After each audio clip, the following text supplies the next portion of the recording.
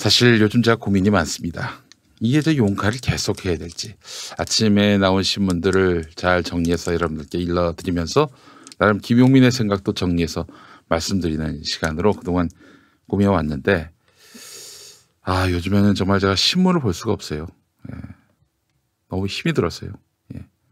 여러분들도 힘드시잖아요. 이런 쓰레기 같은 기사들, 이걸 보면서 여기에 대해서 논평하는 것 자체가 너무 슬픈 일이에요. 게다가 여러분 오늘 제가 페이스북에도 올렸습니다마는 진중권 씨가 진중권 씨가 경향신문 필진으로 합류했다군요. 제가 아침에 일찍 일어나는 게 힘들어서 그런 게 아니라, 이런 칼럼을 읽다 보면 내가 완전히 사람이 정신이 굉장히 혼미해질 것 같아요.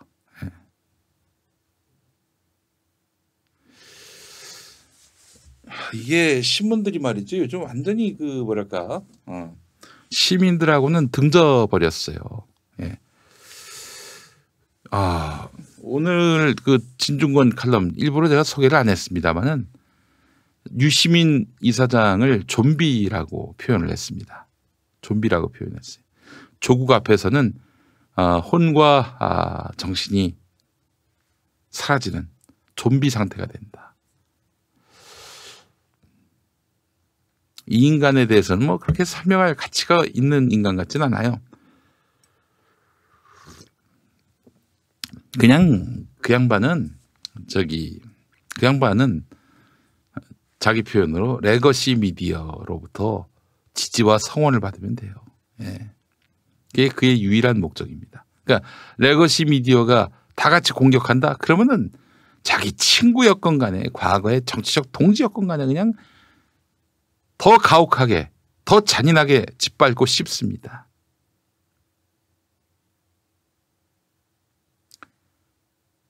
레거시 미디어가 다 같이 싫어하면, 레거시 미디어가 다 같이 싫어하는 사람들 중에는 대개는 기존의 기득권 체계에 반대하면서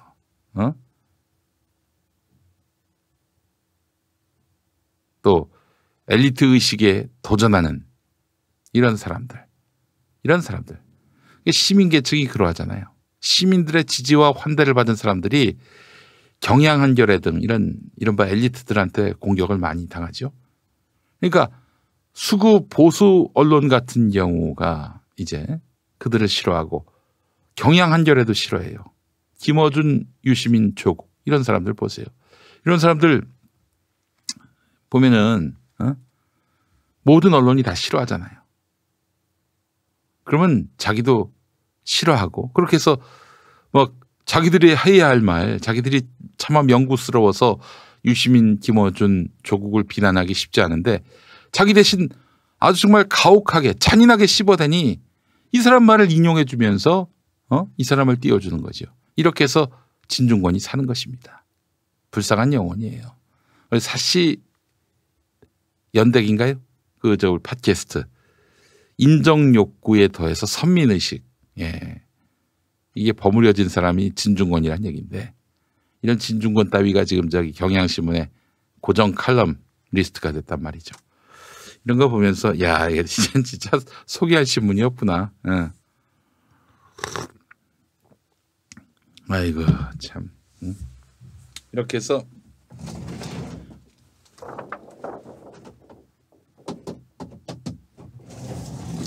언론의 시대는 종막을 고한 것 같습니다. 그래서 여러분 지금 생각에는 설날 때까지만 용칼하고 그 다음부터는 좀 새로, 또 용칼도 사실 바꾼 건데 김용민의 조간 브리핑에서 바꾼 건데 용칼을 접어야 하는 거 아닌가 하는 생각이 들어요. 다른 방식으로 여러분들께 용칼에서 유익하셨을 법한 일들을 구현해 나가면서 용칼을 좀 정리해 볼까 생각하고 있습니다. 제가 힘든 건 몸이 힘든 게 아니라 영혼이 팔리는 신문들만, 이 종이 신문 중에 자기 영혼을 지키면서 신문을 내는 경우가 많지 않아요. 예. 아주 고민 중입니다. 아직 지금 당장 없애겠다는 것도 아니고 한번 좀 지켜봐야 되겠습니다만은. 모든 신문이 다 영혼을 팔아버렸는데 여러분들께 뭘 소개를 해드립니까? 아침에 괜히 스트레스만 드리는 건데, 참. 개중 정말 나은 칼럼, 아주 없진 않습니다만 그런 거 소개하는 정도로 이 시간의 의미를 다하려고 했는데, 이거 정말 참 쉬운 일이 아니네요. 고민이 많습니다. 예. 자, 용칼 두 번째 섹션입니다. 오늘은 두 번째 섹션까지입니다. 예. 여러분 1월 8일부터 전화가 옵니다. 모레부터 전화 와요. 내일부터 라디오 청취율 조사가 나오는데 선생님께서는 어제 5분 이상 들으신 라디오 방송 뭐가 있습니까? 이런 질문이 옵니다. 그렇다면 1월 7일부터 이제 카운팅이 된다면 1월 8일부터 조사가 들어가겠죠. 1월 8일부터 수요일에 전화가 옵니다. 02로 시작하는 전화 오면은 받으시고요. 한국 리서치 라디오 청취율 조사면은요. 소상히 답해 주시기 바라겠습니다. 오후 5시 5분 혹은 17시 5분 KBS 1라디오 김용민 라이브 청취했다 이 말씀해 주시면 정말 감사하겠습니다. 자, 안철수가 정치에 돌아온다고 했는데 조선일보의 입을 빌려가지고 문재인 대통령에게 포문을 열었다. 이런 이야기입니다. 광고부터 만나보시죠.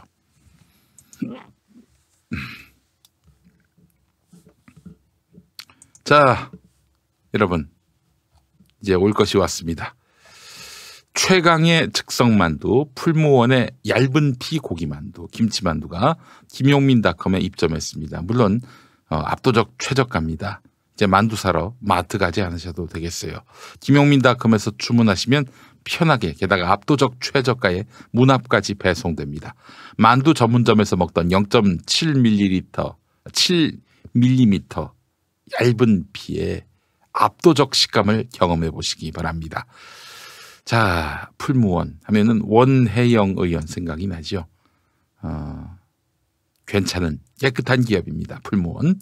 국내 최초로 유기농법을 시작한 풀무원인데, 자, 정말 착한 기업이 정말 맛있게 만든 제품입니다. 여러분들께 강력하게 추천합니다. 풀무원 얇은 피 고기 앤 김치만두 김용민닷컴에서 최저가로 만나보시죠. 자, 우리 아이 코 막힐 때 코막힘 해결해주는 천연 코밤 바른밤을 소개합니다. 일부 콧뻥 스프레이 장기간 사용하면 내성이 생깁니다. 더 이상 안 먹혀요. 약물성 비염 같은 부작용이 생길 수도 있습니다. 그래서 아이에게 지속적으로 사용하기는 부적절한데요. 네, 바른밤은 천연 성분으로 만들어서 장기간 사용해도 내성이나 중독을 일으킬 염려가 없습니다. 미국 환경단체 EWG에서 안전하다고 판단한 그린 등급 성분으로만 만들었습니다. 아이들이 부작용 없이 사용할 수 있습니다. 또한 납, 비소, 수은, 벤젠 이런 것들이 검출되지 않았어요. 뭐 그런 것도 쓰입니까? 납, 비소, 수은, 벤젠. 아이고 끔찍해라. 자, 지금 구매하시면 사은품으로 면봉 100피스도 함께 드립니다. 바른밤 네이버나 오픈마켓에서 구매 가능합니다. 자, 김용민닷컴엔 아직 입점하지 못했습니다. 네이버나 오픈마켓에서 구매 가능합니다. 여러분 많이 사용해 주시기 바랍니다. 아이고 이 아이가 누구 아이인가? 예, 누구 아이죠? 아주 뭐 광고 모델을 쓰지 않은 것 같지만 참 이쁘고 기특하게 생겼습니다. 예, 바른밤 많이 이용해 주시기 바라겠습니다. 바른밤. 네.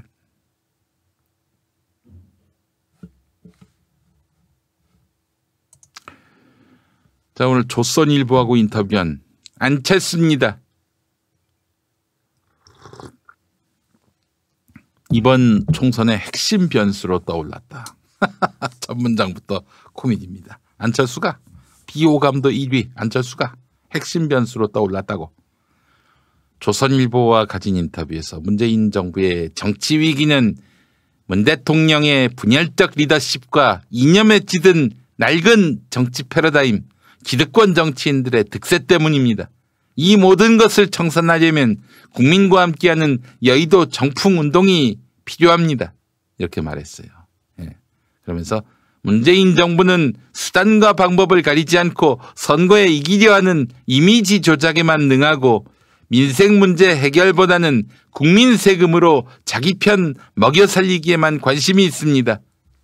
보수 언론, 수구 언론들이 이런 프레임을 만들었죠.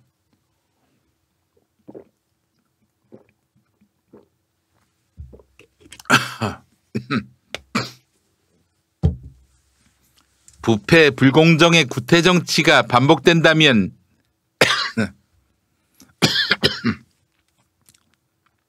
대한민국은 무너져 버릴 것입니다.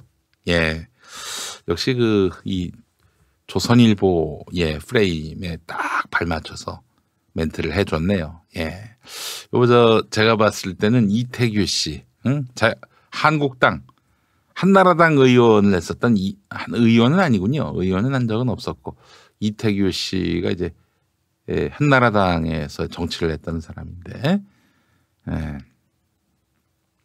이 사람 레토릭이 확 느껴지네요. 네. 야권 통합에 대해서는 지금 무조건 뭉친다고 해결되는 게 아닌 만큼 혁신이 우선입니다. 제1야당은 가치와 이미지에서 완벽하게 열세에 처해 있습니다. 여권의 거짓과 위선이 적나라하게 드러났는데도 제1야당은 수구 기득권 꼰대 이미지 묶여 있습니다. 진영 대결을 할수록 현 집권 세력에 유리하기 때문에 야권 전반에 혁신 경쟁을 통한 새 정치 패러다임이 필요합니다. 대한민국이 다시 희망을 가질 수 있는 나라가 되도록 진심과 선의로 호소하기 위해서 이렇게 했다는 건데, 자, 당장 어떤 혁신? 어떤 혁신? 이런 질문이 올라왔어요. 예.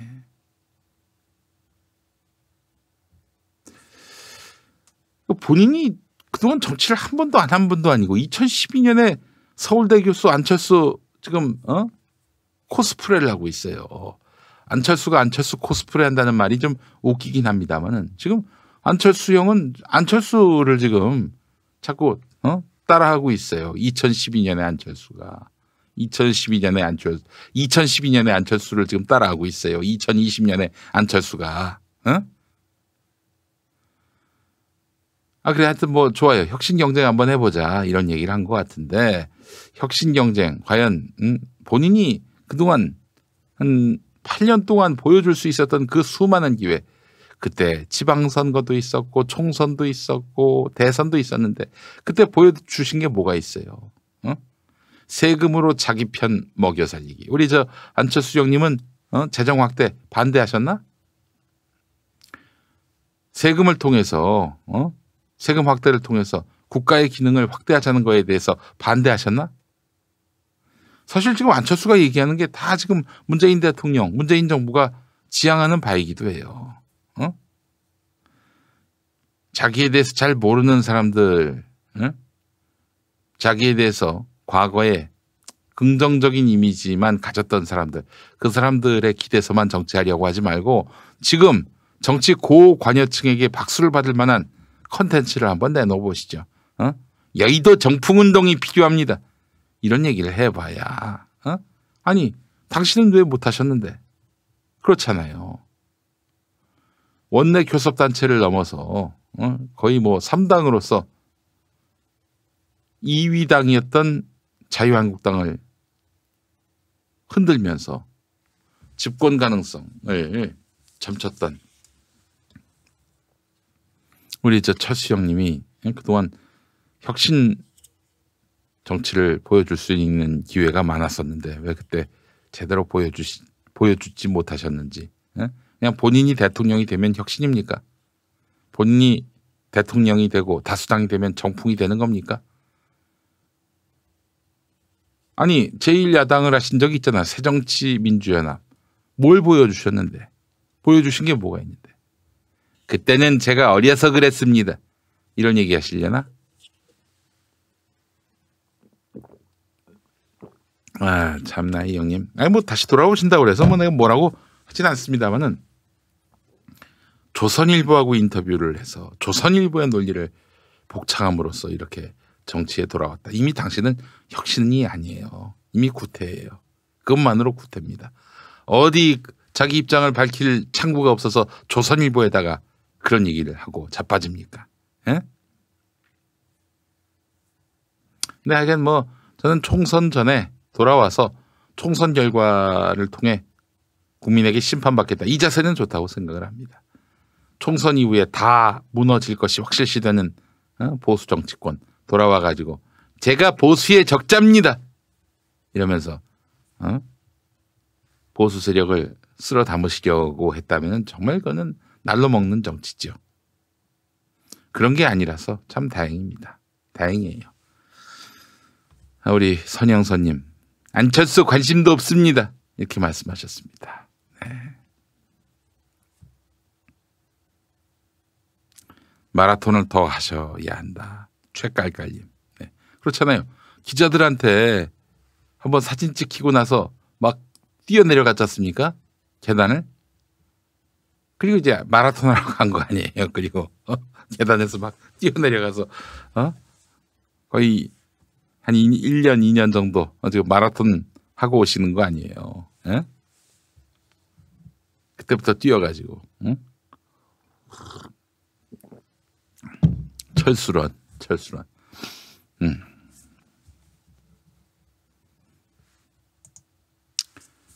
경향신문 마음에 안 듭니다만 사설 하나 읽고 마무리하겠습니다. 네.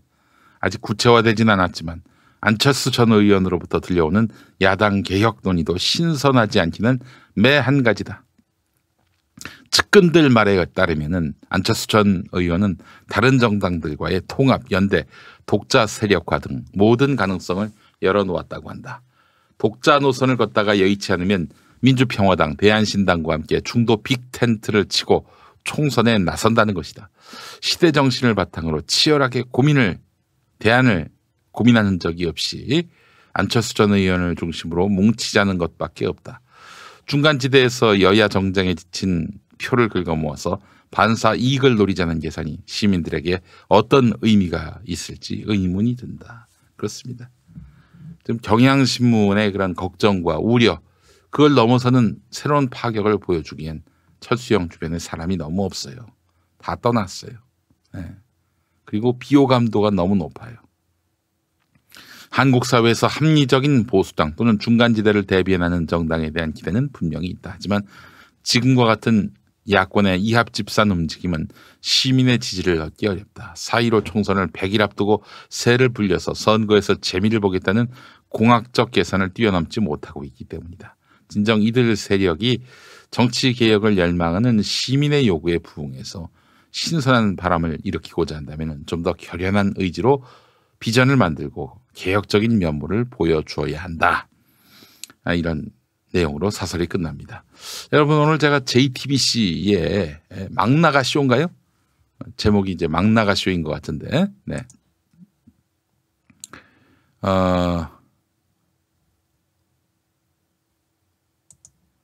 막나가 쇼에서 오늘 다룰 이야기는 박근혜 사면에 대해서 이제 이야기하는 거예요.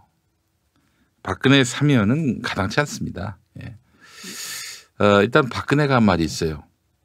법에 의해 구형을 하고 형이 확정됐는데 얼마 있으면 또 뒤집히고 하는 게 법치를 바로잡는데 굉장히 악영향을 준다.